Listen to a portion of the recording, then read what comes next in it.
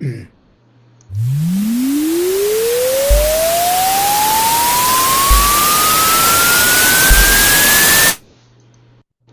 everybody. This is my second or third episode. I gotta figure out which one it is. But today we got Josh Hoffman from ControlCase. Josh, how you doing?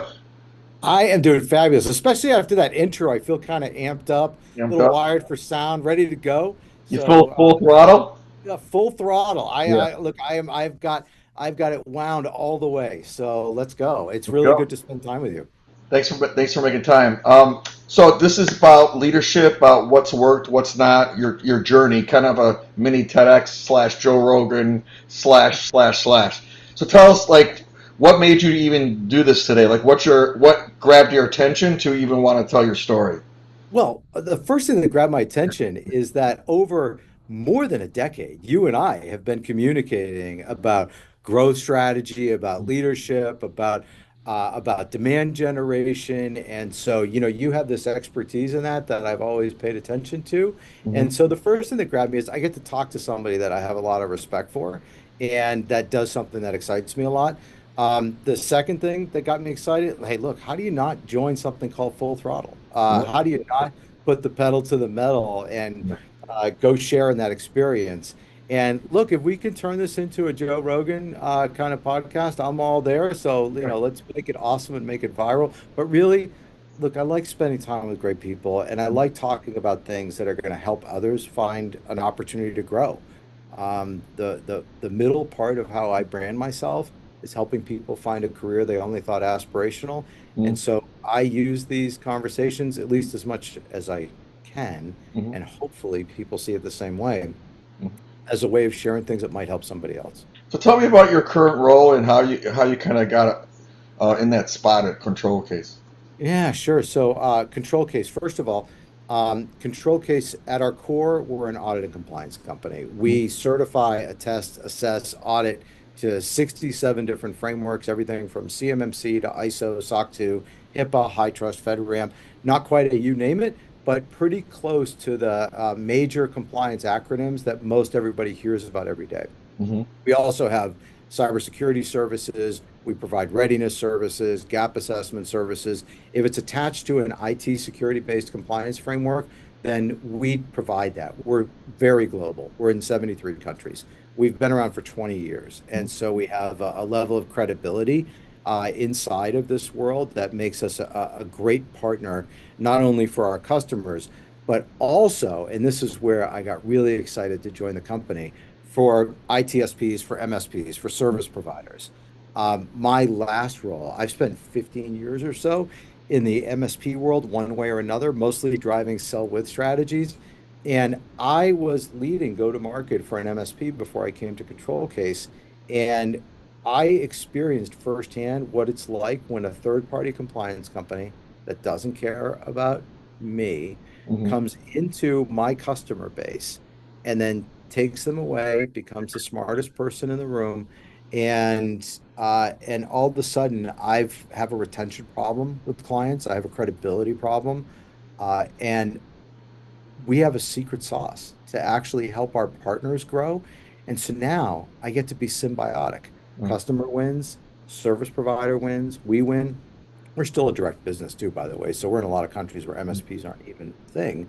Uh-huh. But now I have a chance to really go help people save time, save money, save stress, and it's a need-based thing. Nobody raises their hand and says, "Oh, I really want to be HIPAA compliant." People do this because they have to, and our mission is to share with them why we have a better model out there. And it's been super exciting. It's been Who, fabulous. what's your target market as far as companies, right? Is it what industries? Is it targeting certain industry? And you're talking to CISOs or CIOs, or some of these people don't even have that, and so you're kind of talking to founders and so forth. Yeah, so it depends on the situation. So first of all, we're vertically agnostic. We can work with almost any vertical because if you're a bank, we do FFIEC, SWIFT, SOC 2. If you're a medical institution, we're HIPAA, HITRUST, SOC Mhm. 2, and so on down the line. But we have expertise that is very significant in PCI, which is really associated more with payment standards, and that's a very global thing. We have expertise in India for RBI and our ability to work with the banking industry. What's We have a what's RBI? fundamentally, it's a way that the banking associations in India, the banks, work with the fundamentals behind payment and financial services. Okay. And we have a federal practice that is absolutely amazing. We are one of the few companies in the world where we're an RPO, a 3PO, and a C3PO. And what that means is we can help customers at any point in the journey.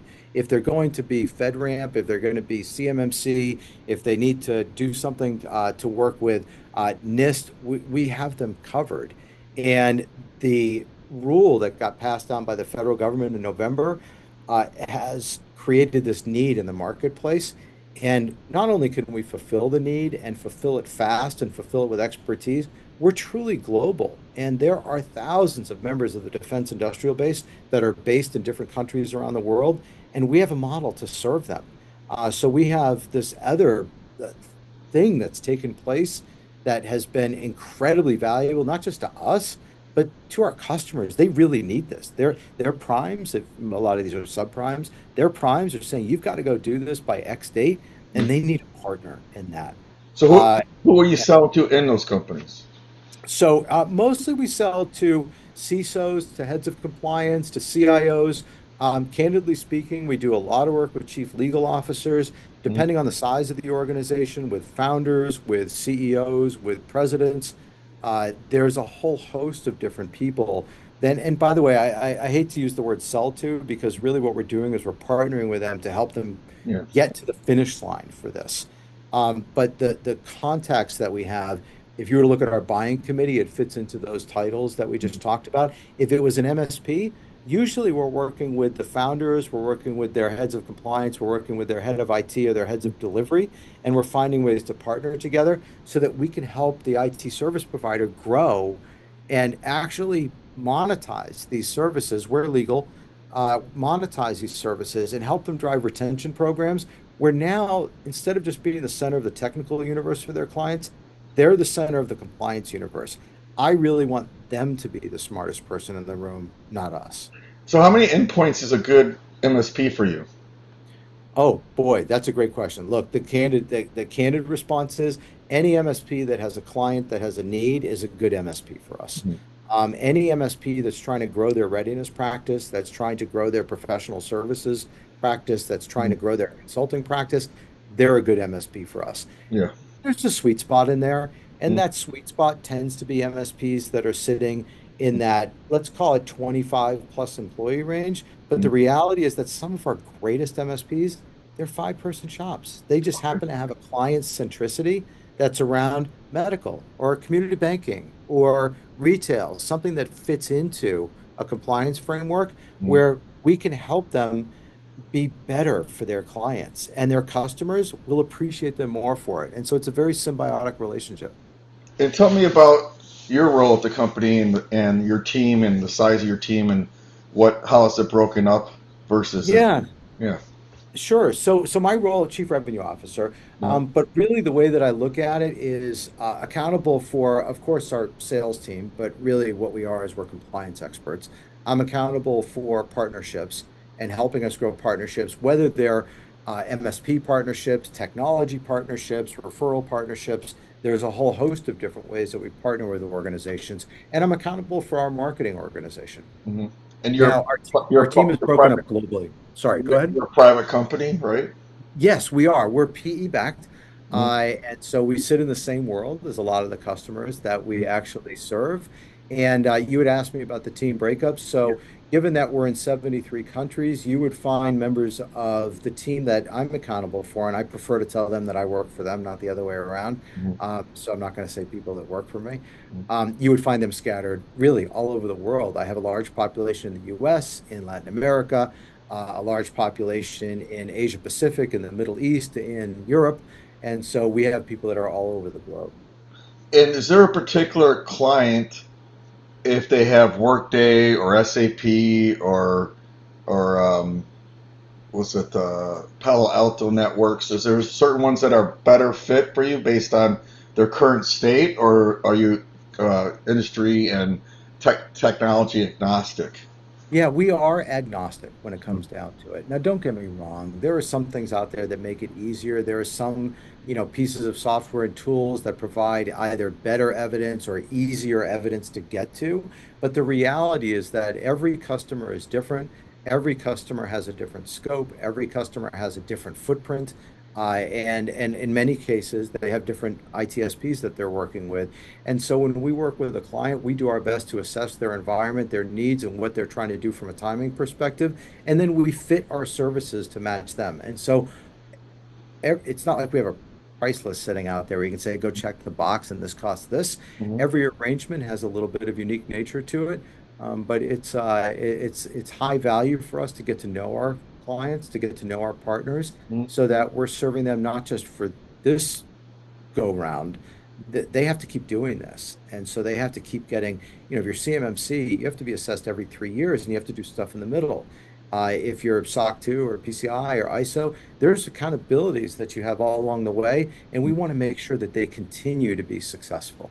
What's the best strategy you've learned, tactic, whether it's good or bad? Like for me, it was one of the things that I learned was when I had someone come up on a round table or one of these one-on-ones, like you booked a time with me, Josh. What grabbed your attention? What brought you to the table today? Versus, Josh, what keeps you up at night? You know, Yeah. it's Yeah. very salesy. To me, that was what I said was a little bit like it just wants you. It gets you on the same side of the table. So, what's some tips, tactics, and strategies that you can share with us today? Yeah, it's funny. You actually just took the words out of my mouth. So when I'm sitting with a client or a partner, I really try and, if we're not literally sitting in the same room, try and get the vision across that we're on the same side of the table and there is a goal, an opportunity, a problem that needs to be solved. That's on the other side of the table. Yeah. And we're there to go solve it together. I'm a huge believer in sell with models. And so I spent the whole first half of my career at Dell. Dell was very much a sell to environment. It was a hard closing, hard charging, at times very transactional environment to be a part of. And it was a great place for me to grow up as a salesperson. Yeah. Over the last 15 years, I've been building sell with models at Avaya, at Palo Alto Networks, at Yeah. Datto, at Poly, here at ControlCase, where the mission is to partner with our clients or our partners and to go solve problems together and to be on the same side of the table and to co-create whatever that solution is. And so I'm really a big believer not only in that same side of the table approach, but also using the word co a lot. Are we going to co-create? We're going to co-decide. We're going to co-deliver. Mhm. And so those things are really valuable to me. Tell me about what's your perspective on that? Like, what's some of the secret sauce that you've used in your career to be successful? I like challenger customer, the challenger sales approach. Like find a problem and say you're spending $6 million in this, and I could solve it for $600,000. Why wouldn't you listen to me? So Yeah, that's one thing. Understanding what makes them tick and what the pains are. Like I always ask myself what they're thinking. Who cares? So what? Why are you telling me this? How's this help me keep my job? yeah, And then stop selling and stop pitch slapping. And this is kind of what I do on my email and LinkedIn. This is how we got attached to. It's like, hey, I'm producing a roundtable. I want you to be a special guest, but I need to talk to you first. yeah, So they're going to book a time. I'm going to learn about them, why they should be on my roundtable or podcast. And there is a podcast around table because I'm doing one round. But it's me wanting to give them some sort of PR and in place to either talk to other founders or other executives or talk one-on-one to have some content about their company also circulate across the net. So yeah. that's the way I do it. I also look at event data, conferences, other LinkedIn Live things, scrape other events, intent data, signal data. Fish where people fish. Stop pushing things that might not fit at that time and see what other signals there are on on LinkedIn and email and conferences that make sense. When you go to a conference, have a plan. Don't sit there behind your booth and just wait for someone to come up. What do you guys do? that's a lot of bad conversations that I've had at conferences. I'm like, I had 40 meetings going to, I forgot it was channel partners, which probably you guys go to too. It's like I had 40 meetings set up because I made a basic outreach saying, I'm going to be at channel partners. I would love to get a chance to talk with you. Can we spend 10 minutes right in front of the exhibit hall? Yeah. It's like people don't do that. They like, what leads did you get? You didn't get leads. You got people just stopping by your booth. Yeah. So I think people kind of forget to do it the right way and use automation where you can to open a door, but you need to, once you open the door, you need to walk in and talk. Well, Not, yeah, it's one of the things I love about what you do. I mean, look, in the end, you help people grow. You help companies grow. You help them meet their goals. And if you use that same approach when you're with any customer for any reason and turn it into a dialogue yeah, about, look, you grow, I grow. And so if I only spend my time focused on your goals, on what's going to help you be successful, on what's going to help you grow, hmm, then I believe that I'm going to grow because of it. Some of that is almost like a belief in karma. yeah, But there's really the genuine belief that if we're all in it together, we're going to be ultimately successful. Doesn't mean it works out every single time, and that's okay. I don't expect it to. What I do expect to have happen is that we end up with a trusting, well-built relationship that's founded on some sort of shared vision of what's the future look like together. And it's one of the things that I respect the most about what you do. thank you. Yeah, I mean, if you don't act like you care or have make it a win-win, then there's going to be a win-lose thing, and it's never going to work out. And Yeah, I'm going to go a step further. I only want people on the teams that I work with that actually care.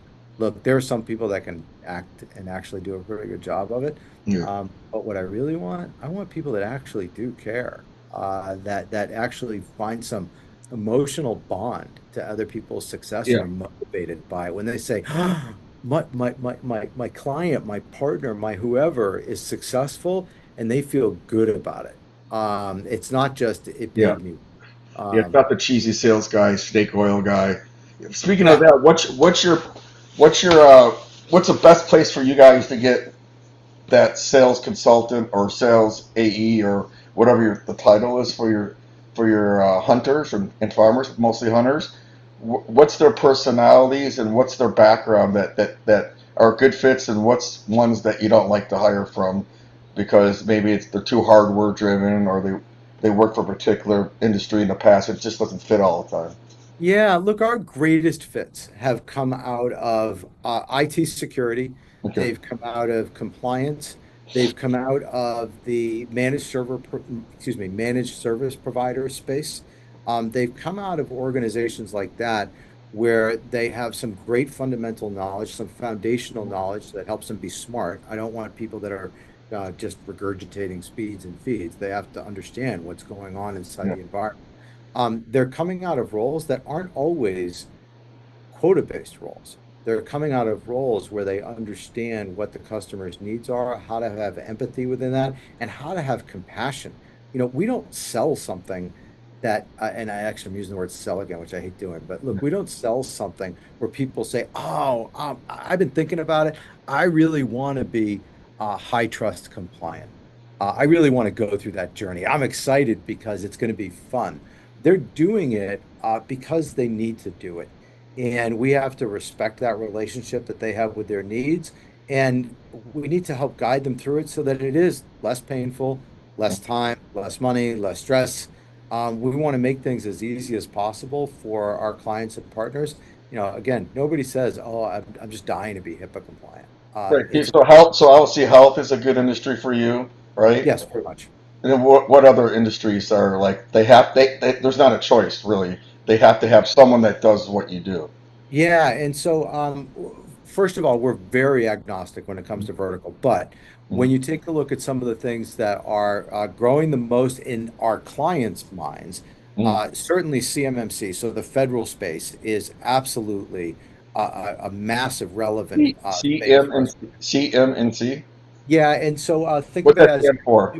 if you're a member of the Defense Industrial Base, if you're one Uh, of the 80,000 companies that has a contract with the Department of Defense, not weapons of war because that's a uh, whole other yeah. level, then you have to be compliant to the cybersecurity framework. This maturity model Okay. is where CMMC goes to, and the you have to do that within a certain period of time, depending on whether you're the prime or the subprime. And there's 80,000 companies out there that now have a requirement to go do this.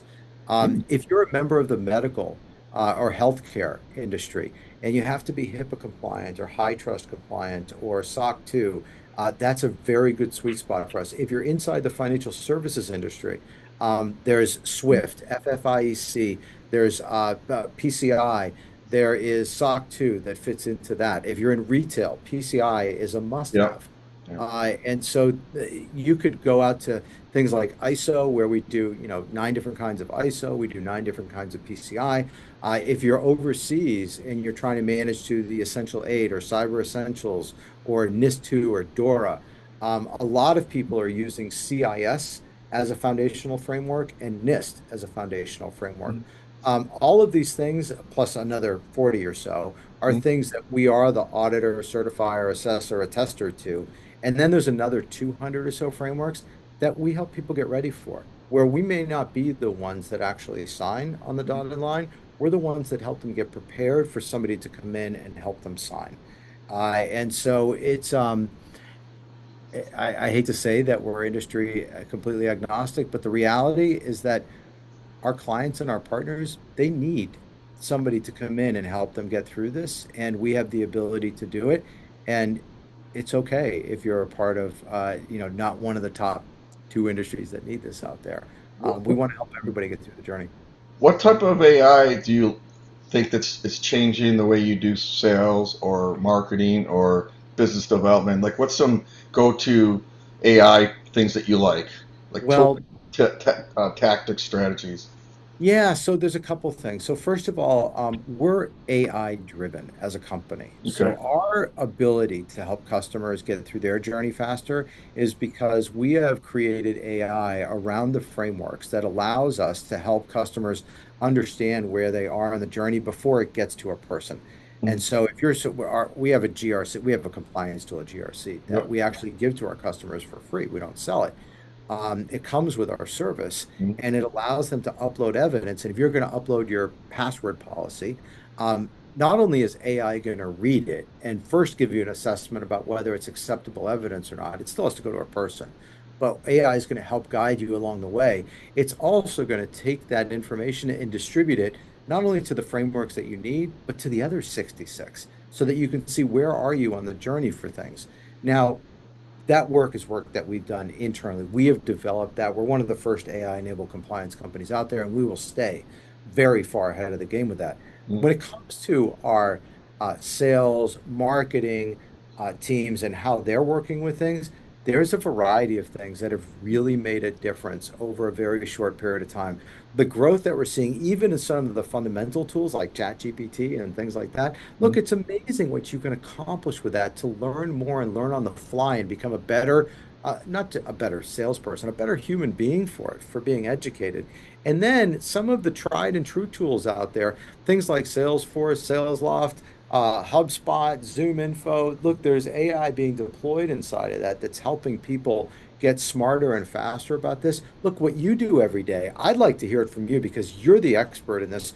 Yeah. You, every day, you help guide companies through better strategies to become more productive in this. What are some of the tools that you use that are helping to drive the growth forward? Yeah, I use a LinkedIn automation tool, and I use like a Zoom info type of database that has like an outreach approach.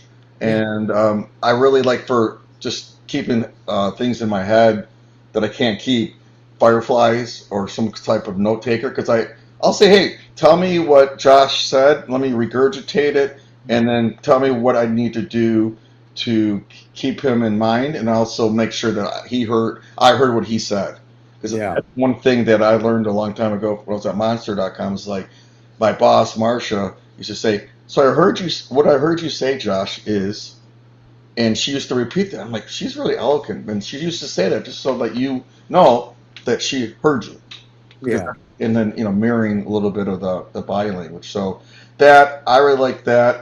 The Chat GBT and taking someone and go, I'm preparing for this podcasts with Josh. Like, give me some good questions to ask him, or like that animation that I ran at the beginning of this, it was from ChatGPT.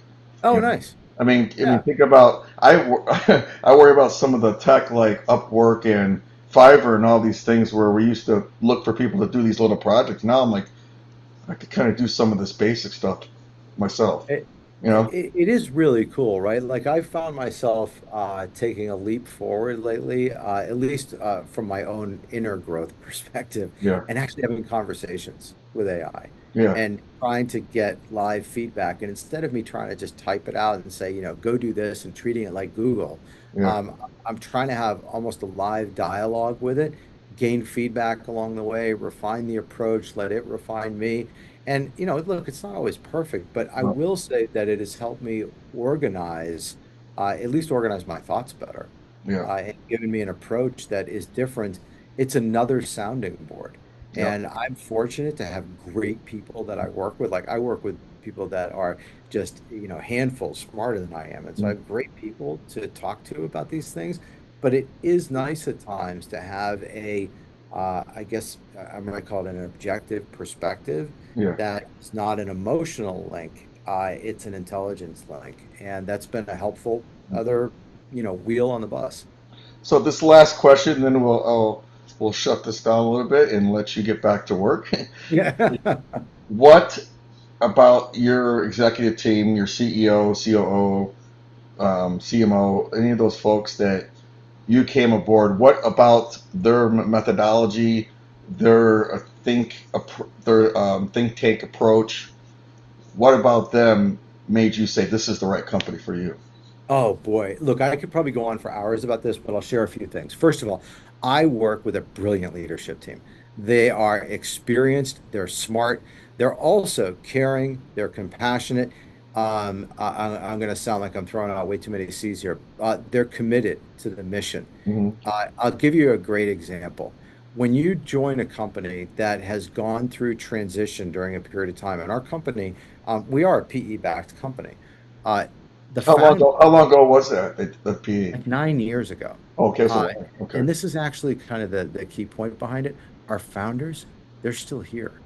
Wow. They are motivated. They are driven by making this industry better, by helping our clients be better. Like you can feel the emotion in the room in addition to the intelligence, Mhm. where things are just it really is this caring, compassionate environment, but we're madly driven to get better. And so our rate of improvement over time, whether it's being one of the first companies with a GRC, being one of the first AI-enabled companies in compliance, being one of the only companies that's actually global and can work across all of these different frameworks, Mhm. um, what's behind it is a group of people that are absolutely incredible. And so when I sit here and take a look at, whether it's Mike or Satya, Suresh, Kishore, Shamala, Daryl, and I probably just forgot somebody, so God help me, please forgive me. But when I take a look at this team that I get to be with every day, it's motivating. It's legitimately motivating to be a part of. How can people get a hold of you? Well, look, the easiest way, since we're doing this here on a podcast, is you can find me on LinkedIn. It's Joshua P. Hoffman. You can look at Control Case and find me that way.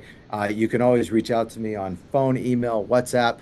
Almost everything that I have is under the handle J Hoffman, so jhoffman at controlcase.com. Mhm. But look, LinkedIn is always a great pathway. But we have a team of experts here, and it's not just me to get a hold of. We have an army of people that are driven for our clients and partners' success. And we want to keep helping people grow. That's our mission, is to make this faster, easier, less expensive. And I know that we can. The proof is in the 20 plus years that we've been doing this. And thanks for asking the question. I appreciate it. No worries. I'm gonna play a little video from our sponsor. You know, our sponsor happens to be Full Throttle Falato Lead somehow. I'm gonna play this for you, and then I just want to thank you, Josh, for making time, and I hope to talk to you soon. Hey, look, all the thanks goes to you. I appreciate what you bring to the market and what you bring to organizations. You make a difference, and it's one of the reasons why I get so excited to talk to you. So thanks for having me on. Thanks, Josh.